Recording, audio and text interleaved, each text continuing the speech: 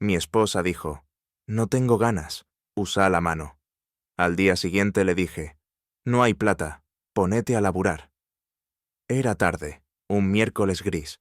Acababa de cerrar otro día eterno de laburo. Entregas, llamados, la rutina de siempre.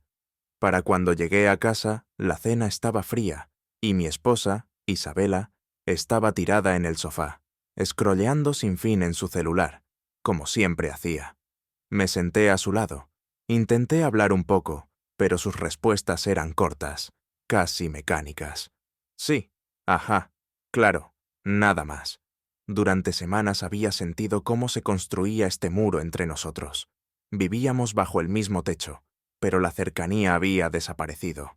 Los pequeños roces, los abrazos, las risas fáciles que una vez tuvimos, se habían desvanecido.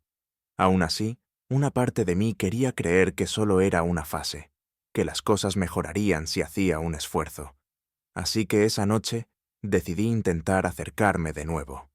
Me incliné hacia ella, toqué su brazo ligeramente y susurré, «Venía a la cama conmigo». No era una exigencia, solo una invitación. Buscaba conexión, esa intimidad que un esposo y una esposa deberían compartir. Ni siquiera me miró. Sus ojos permanecieron pegados a la pantalla brillante en su mano. Entonces, sin una pausa, sin una pizca de consideración, dijo, «Usa la mano». Al principio pensé que había oído mal. Parpadeé esperando que lo repitiera. Quizás que se riera como si fuera una mala broma, pero no lo hizo. Simplemente siguió deslizando la pantalla como si no hubiera dicho la cosa más hiriente que un hombre puede oír de su esposa. Esa frase dolió más que cualquier insulto. No fue solo un rechazo, fue una falta de respeto, una forma de decirme que no valía su tiempo, su tacto o su esfuerzo. Se me apretó el pecho y sentí la garganta seca. Quería decir algo, gritar, preguntarle qué nos había pasado, pero en lugar de eso me recosté en silencio. Mi orgullo me impedía suplicar por lo que debería haber sido natural en nuestro matrimonio. Por dentro, sin embargo, el silencio era ensordecedor. Mi mente daba vueltas. Recordé los primeros días de nuestra relación cuando no podíamos quitarnos las manos de encima. En aquel entonces nos quedábamos despiertos toda la noche hablando, besándonos, haciendo planes para el futuro. Solía mirarme como si yo fuera el único hombre en el mundo. Ahora yo era solo un personaje secundario en su rutina, alguien que pagaba las facturas mientras ella me trataba como a un extraño. Me fui a la cama solo esa noche.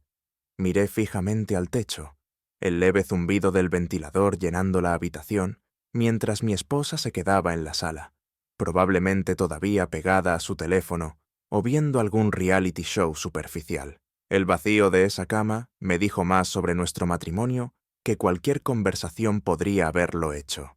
Y la cuestión es que no se trataba del sexo, se trataba de lo que ese rechazo simbolizaba, se trataba de respeto, de compañerismo, del vínculo que se suponía que debía existir entre nosotros.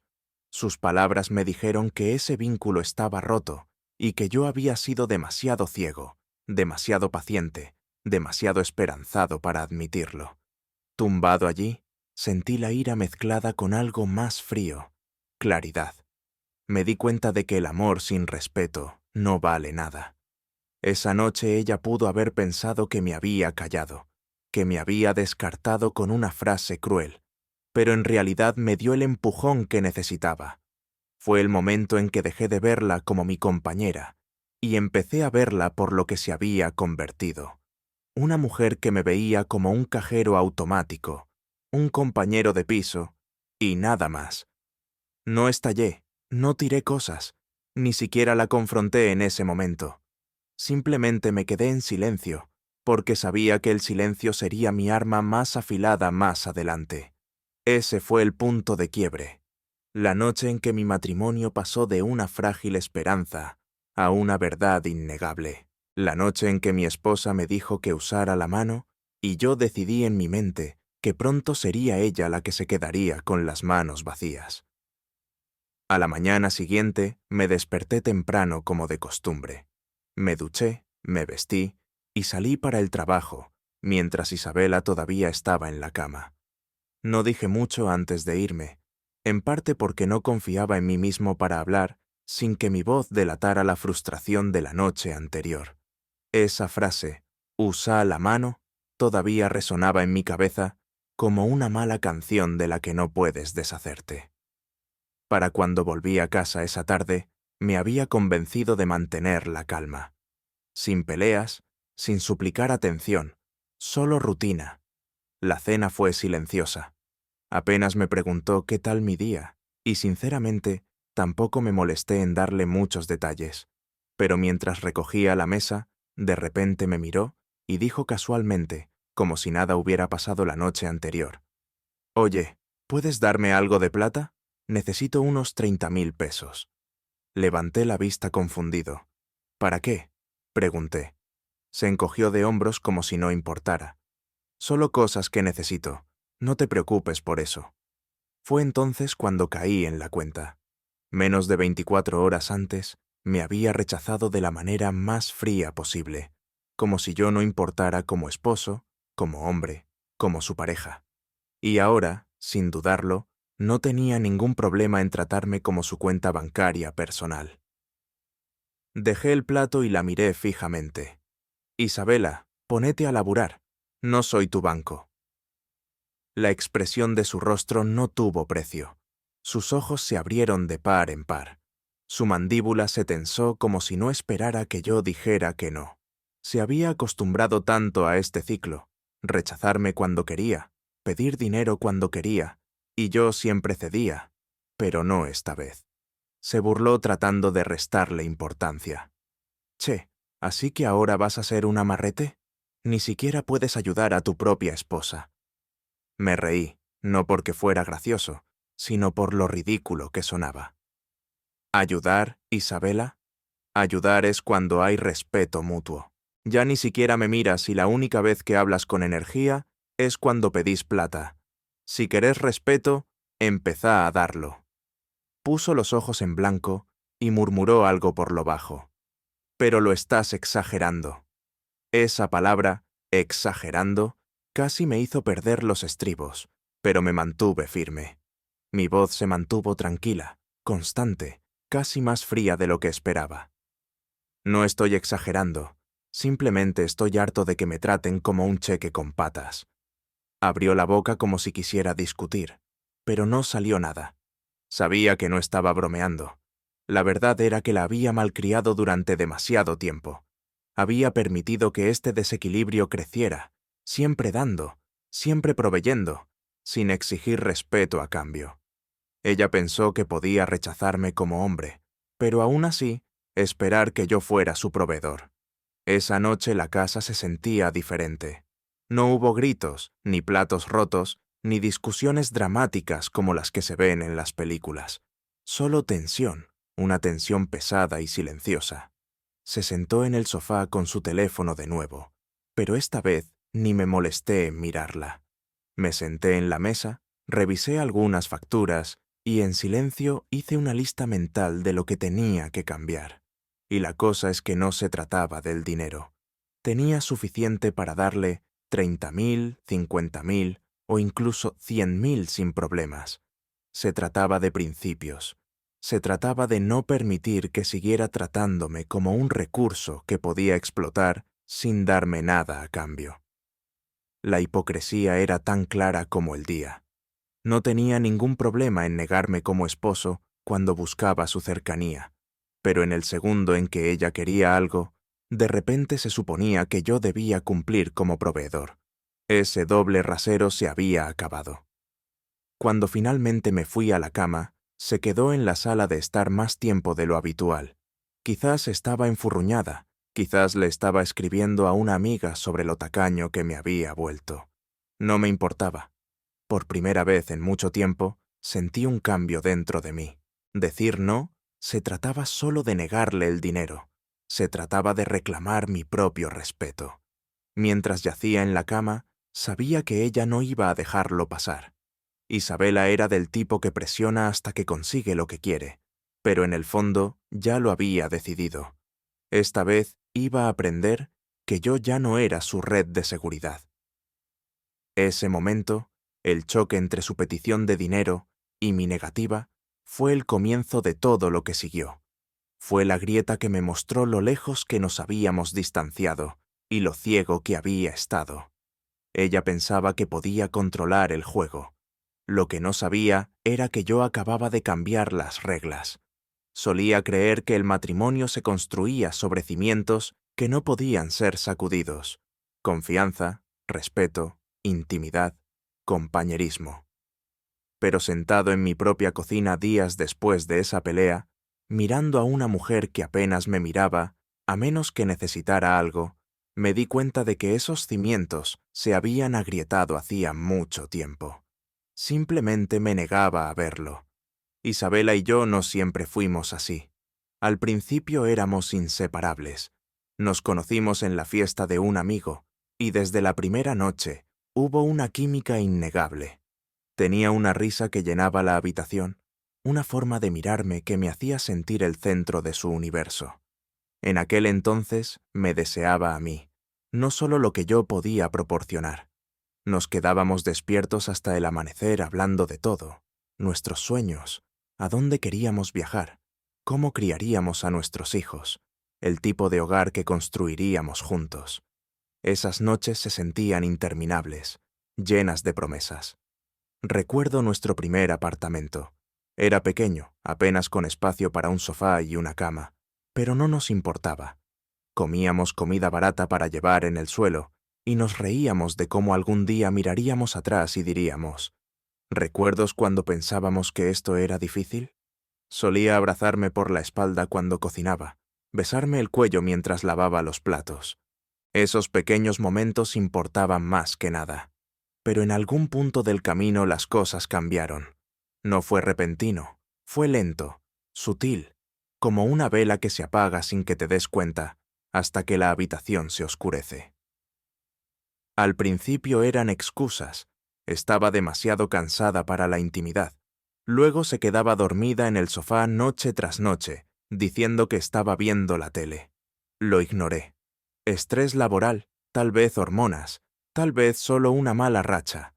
Me dije a mí mismo que todas las parejas pasan por altibajos. La verdad era más difícil de afrontar. Se estaba alejando de mí pieza por pieza. Cuando miro hacia atrás, todas las señales están ahí. El teléfono que nunca soltaba de su mano, la forma en que sonreía a los mensajes de texto, pero rara vez me sonreía a mí. Las repentinas noches de chicas que parecían multiplicarse. Intenté ignorarlo. Intenté creer que todavía era la mujer que una vez no podía esperar para estar cerca de mí. Pero ignorar la verdad no la cambia, solo prolonga el daño. Lo que más me golpeó no fue solo la falta de intimidad, fue cuán transaccional se volvió todo. Isabela dejó de verme como su esposo y comenzó a tratarme como su proveedor. La única vez que parecía interesada en una conversación era cuando quería algo. Plata para ropa, para sus uñas, para algún viaje con sus amigas. Y como un tonto, seguí dando, pensando que tal vez, si le hacía la vida más fácil, ella encontraría el camino de regreso a mí. Pero cuanto más le daba, menos me respetaba. Eso quedó meridianamente claro después de aquel momento en que me dijo que usara la mano una noche y me pidió dinero al día siguiente. Esos dos momentos no estaban separados, estaban conectados. Había dejado de darme lo único que se supone que una esposa comparte con su esposo: afecto, amor, intimidad. Sin embargo, no tenía vergüenza en exigir dinero como si fuera su derecho. Comencé a repasar recuerdos en mi cabeza, conectando puntos que había evitado durante años. Recordé cómo cuando salíamos, siempre decía que admiraba mi ética de trabajo. Le encantaba que fuera ambicioso, que quisiera construir una vida estable. Pero quizás lo que realmente amaba era la seguridad que venía con ello, no a mí como hombre. Quizás había confundido la admiración por mi esfuerzo con amor genuino. La peor parte es que yo lo permití. Cada vez que sacaba mi billetera en lugar de exigir respeto, reforzaba la idea de que el dinero era para lo único que servía. Ni siquiera puedo culparla por completo. Yo había sido parte del problema. Empecé a notar el desequilibrio en todas partes. ¿Cuándo fue la última vez que cocinó una comida para nosotros sin suspirar o poner los ojos en blanco? ¿Cuándo fue la última vez que preguntó por mi día con interés genuino, no solo por rutina? ¿Cuándo fue la última vez que me abrazó sin esperar algo a cambio? No podía recordarlo. Nuestro matrimonio se había convertido en un acuerdo de negocios, excepto que yo era el único que pagaba el precio. Ella proveía cada vez menos mientras yo cargaba con cada vez más. Una noche, sentado solo en el dormitorio, mientras Isabela se reía por teléfono en la sala, me di cuenta de algo que me sacudió. No extrañaba tanto la intimidad física como extrañaba el respeto. El sexo, los abrazos, los besos eran importantes. Sí, pero lo que me rompió fue la ausencia de respeto. Un hombre puede vivir sin afecto constante, pero ningún hombre puede vivir siendo tratado como si fuera desechable en su propia casa. Recuerdo las palabras de mi padre años atrás antes de casarme. Me dijo: «Hijo, una mujer puede dejar de amarte, pero si deja de respetarte, se acabó». No lo entendí. Entonces pensaba que el respeto y el amor eran lo mismo.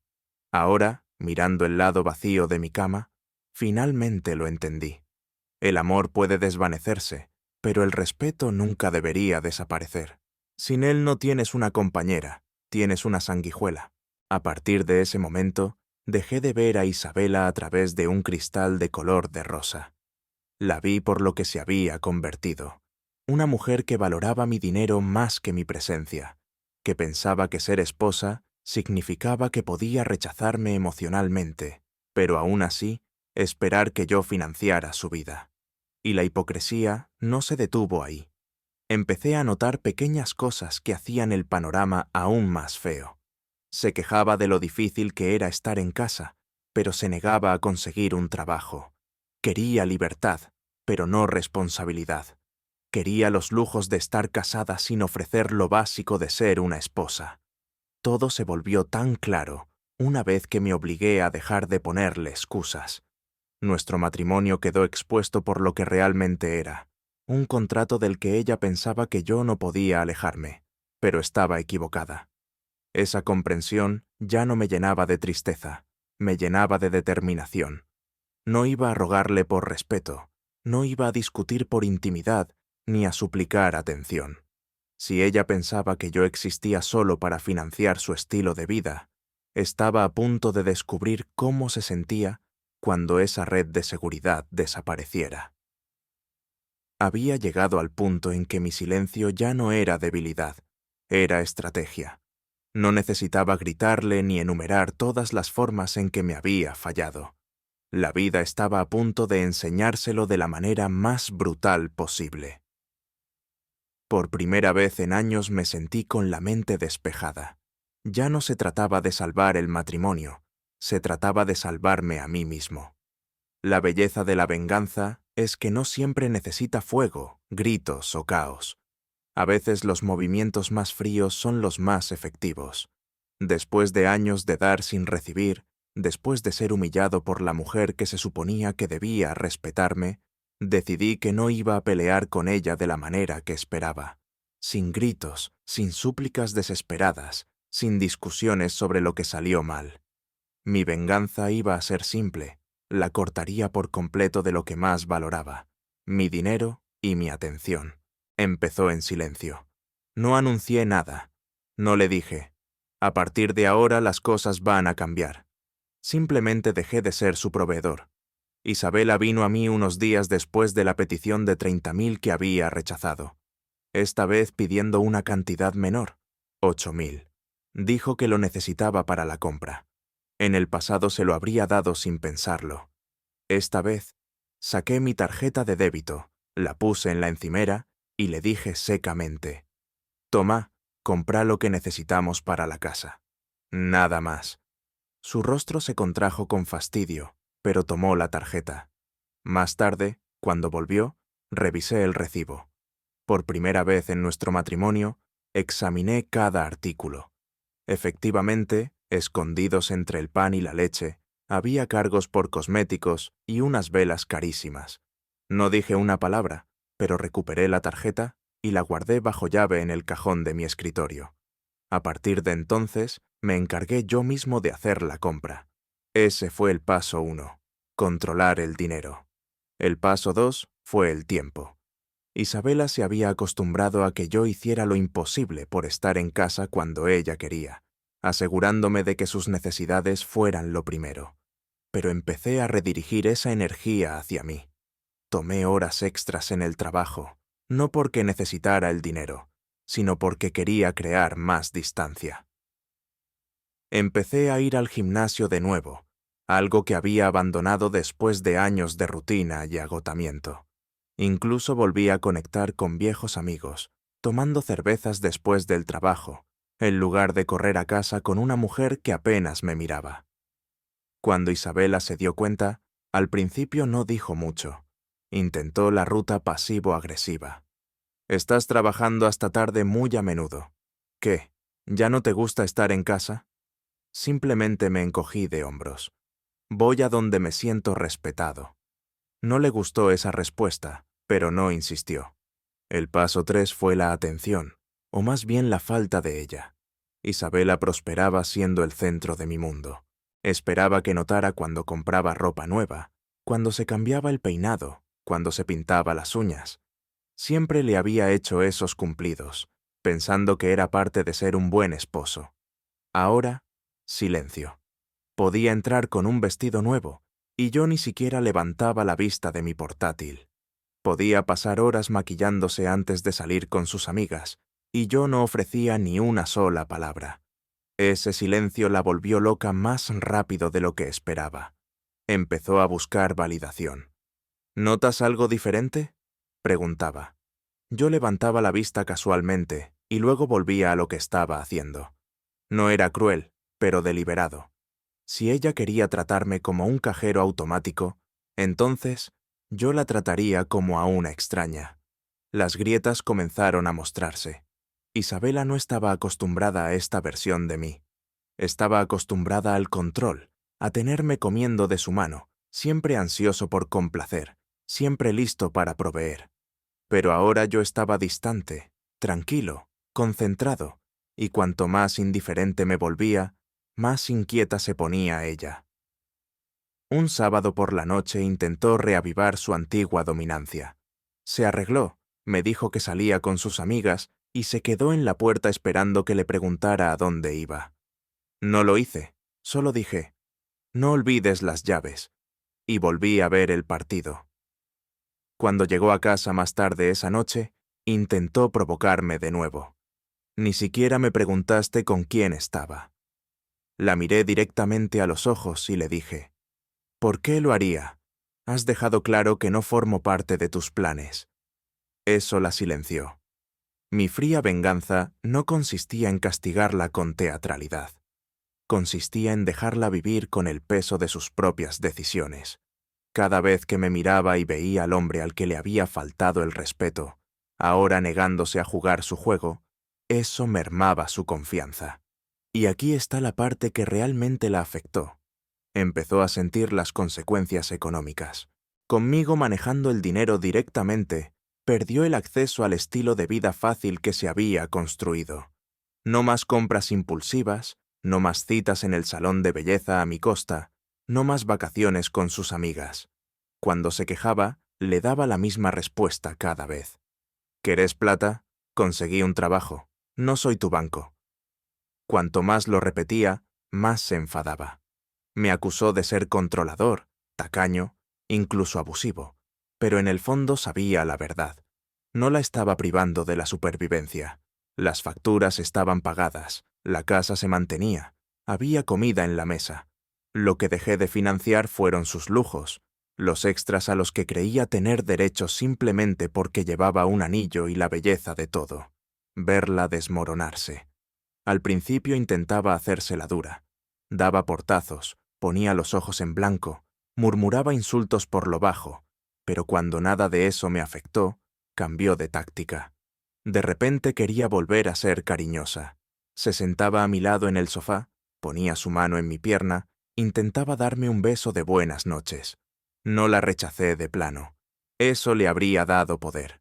Le habría demostrado que todavía me importaba. En cambio, dejé que mi indiferencia hablara. Dejaba que me besara y luego volvía a lo que estaba haciendo. Sin pasión, sin fuego, solo vacío. Ese vacío la rompió más de lo que la ira jamás podría haberlo hecho.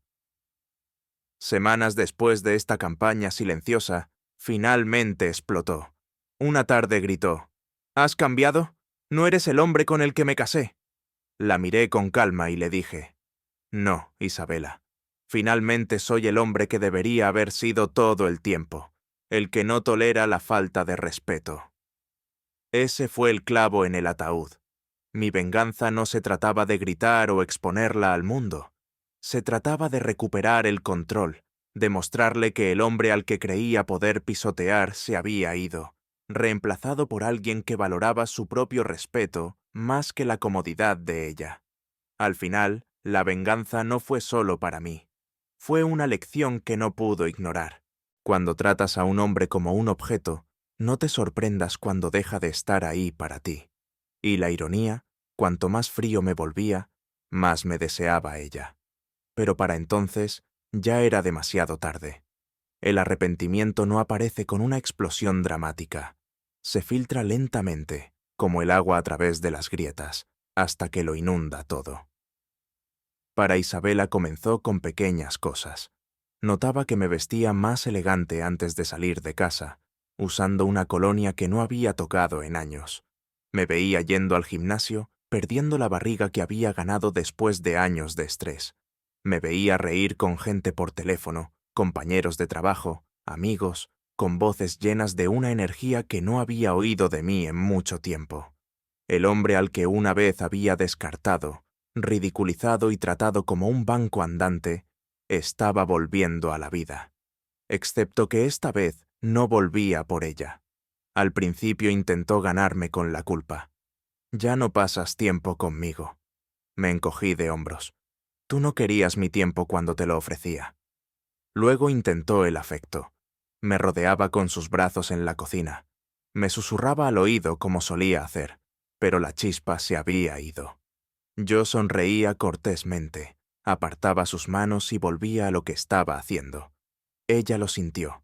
El vacío, la distancia que ninguna cantidad de dulzura forzada podía salvar.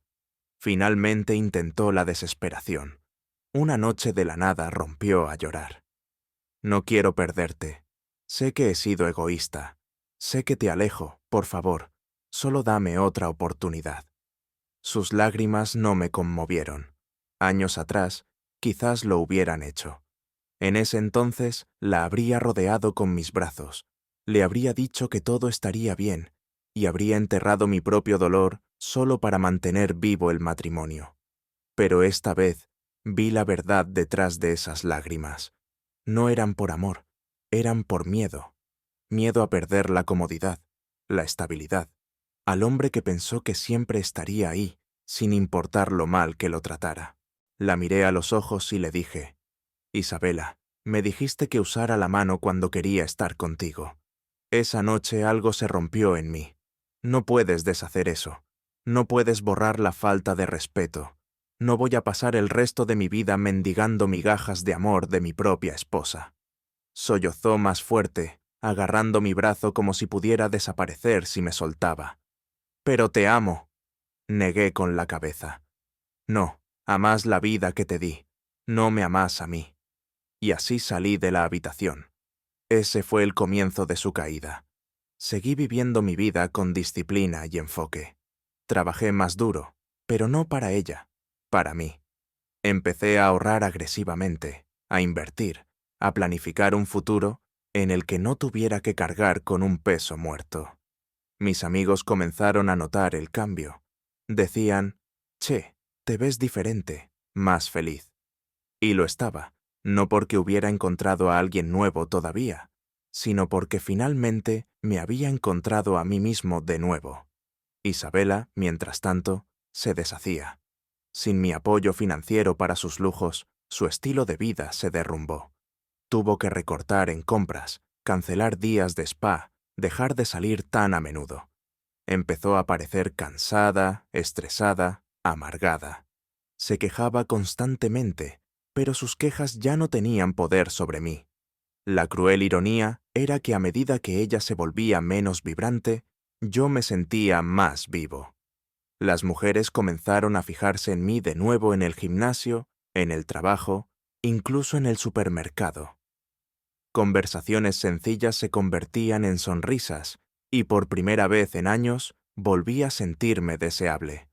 Isabela también se dio cuenta. Una noche me vio enviando un mensaje de texto y estalló.